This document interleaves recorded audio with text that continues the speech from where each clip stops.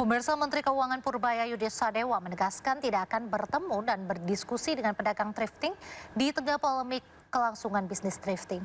Purbaya memastikan sikap tegas terhadap penindakan barang ilegal masuk ke Indonesia ini guna melindungi pelaku UMKM.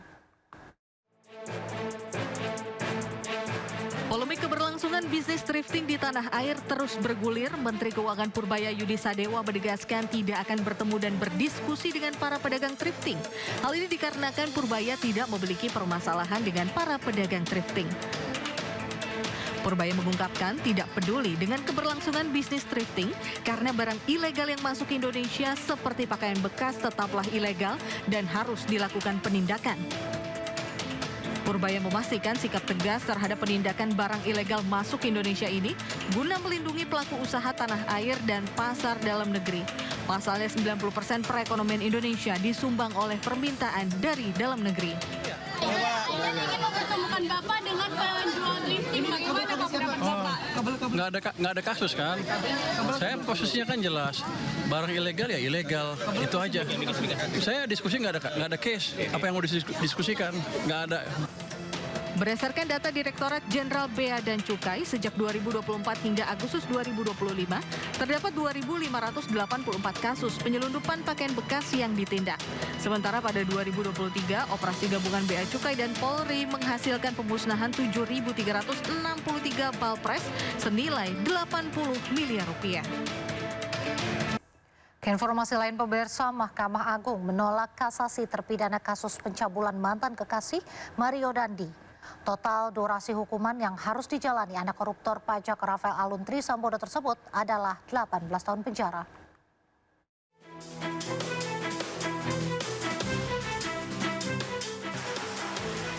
Mahkamah Agung menolak kasasi yang diajukan terpidana kasus pencabulan terhadap mantan kekasih Mario Dandi Satrio.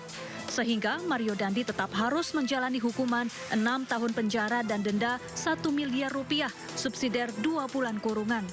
Hukuman ini pun kini bersifat final dan berkekuatan hukum tetap. Dengan amar putusan, tolak kasasi penuntut umum dan terdakwa. Dengan demikian, putusan pengadilan sebelumnya, yaitu pidana penjara selama 6 tahun penjara, denda 1 miliar subsidiar 2 bulan kurungan tetap berlaku terhadap saudara Mario Dendi. Sebagaimana kita ketahui sebelumnya, Mario Dendi juga telah dijatuhi pidana selama 12 tahun penjara atas kasus penganiayaan berat terhadap korban Kristalino David Oyora. Sebelumnya, anak dari terpidana korupsi pajak Rafael Alun Trisambodo ini juga telah dijatuhi pidana selama 12 tahun penjara, yakni atas kasus penganiayaan berat terhadap Kristalino David Ozora yang menyedot perhatian publik pada 2023 lalu. Sehingga total durasi hukuman yang harus dijalani Mario Dandi adalah 18 tahun penjara. Dari Jakarta, Rani Sanjaya, iNews melaporkan. Pemirsa, sidang lanjutan sengketa kepemilikan lahan ruko dan kantor kembali digelar dengan menghadirkan ahli hukum Universitas Indonesia Arsin Lukman di Pengadilan Tata Usaha Negara Jakarta Timur. Dalam keterangan ahli hukum, kuasa hukum Ruko Subali keberatan karena tidak sepatutnya terjadi permohonan pembatalan sertifikat dan Inkapol tidak berwenang bersengketa karena bukan pemilik sah lahan kawasan ruko dan kantor. Pengadilan Tata Usaha Negara Jakarta Timur kembali menggelar sidang lanjutan terkait sengketa kepemilikan lahan ruko dan kantor.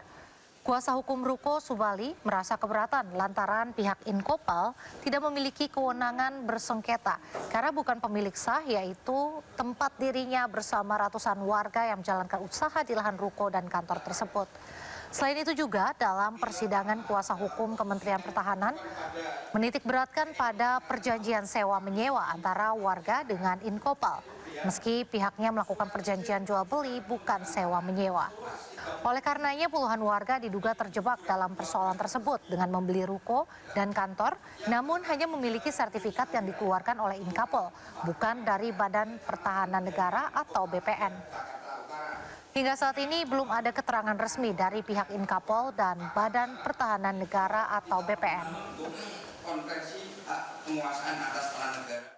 Jadi yang jelas secara proses hukum sudah jelas ya, mungkin ini adalah bisa ditangkap, tapi kami kembalikan kepada majelis hakim. Nah, saya mohon supaya ini jelas bahwa berdasarkan dalil para penggugat dari warga ini ditambah dipertajam oleh ahli, dan ahli saya kira tidak mungkin ahli itu yang jelas ahli di sini adalah perwakilan dari Universitas Indonesia. Saya kira nggak mungkin ahli ini akan berkata yang tidak seharusnya di situ. Jadi saya kemarin tadi kan tanyakan seharusnya bagaimana?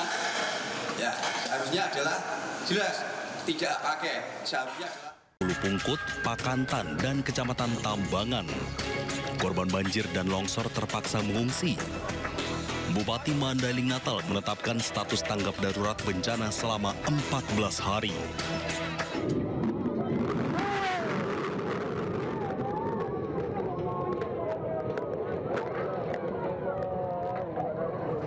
Derasnya air dari Sungai Batang Kuranji menghanyutkan jembatan yang menghubungkan daerah Kelurahan Lambung Bukit dengan Gunung Nago, Kecamatan Pau, Kota Padang. Selain mengakibatkan putusnya jembatan, bendungan Gunung Nago ini juga jebol. Warga diimbau waspada. Sementara itu, dari data sementara terjadi banjir bandang di 2 daerah di Kecamatan Koto Tangah dan Kecamatan Pau, daerah Lubuk Minturun dan Batu Buswa.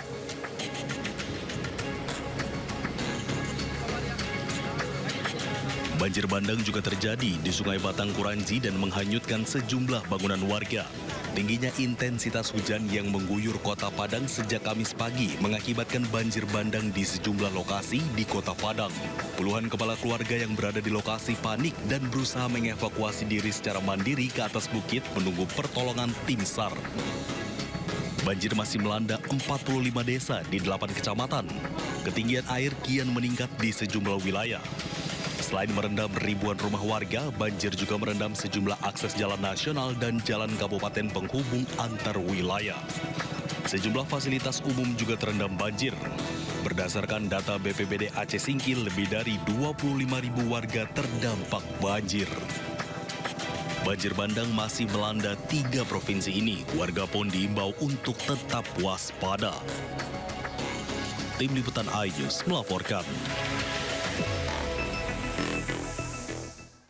Banjir yang melanda Kabupaten Aceh Singkil semakin parah. Puluhan ribu warga terdampak banjir yang melanda 8 kecamatan. Hingga Kamis pagi, banjir masih melanda 45 desa di 8 kecamatan. Ketinggian air kian meningkat di sejumlah wilayah. Selain merendam ribuan rumah warga, banjir juga merendam sejumlah akses jalan nasional dan jalan kabupaten penghubung antar wilayah. Sejumlah fasilitas umum, fasilitas pendidikan, fasilitas kesehatan, pondok pesantren, hingga rumah ibadah juga terendam. Berdasarkan data BPBD Aceh Singkil, lebih dari 25.000 warga terdampak banjir. Ribuan warga mengungsi ke rumah kerabat dan tempat yang lebih aman.